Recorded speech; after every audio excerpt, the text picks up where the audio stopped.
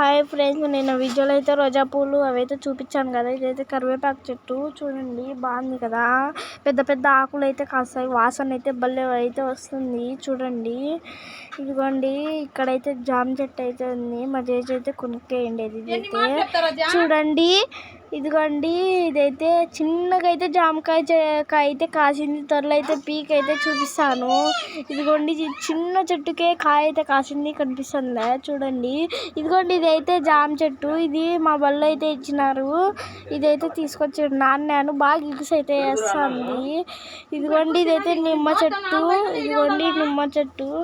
ఇదైతే మామిడి చెట్టు చూసారా, అక్కడ నేరేడు చెట్టు కూడా ఉంది. అదిగోండి, అదైతే ఫరందపు చెట్టు. దాని కాయలు అయితే ఎన్ని కాసినాయో తెలుసా. ఇదిగో, ఇదైతే అరటికాయల చెట్టు. ఇది చూడండి, ఇదిగోండి ఎంత బాగున్నాయి కదా చెట్లు అయితే. మా చేతి అయితే ఇవన్నీ అయితే నాటింది. కొన్ని మామిడి చెట్టు. ఇదైతే దొగ్గాకు చెట్టు. అక్కడ మొలిచింటే, ఇక్కడ ఇసురింటే చాలు మొలిచింది. దొగ్గాకు చెట్టు.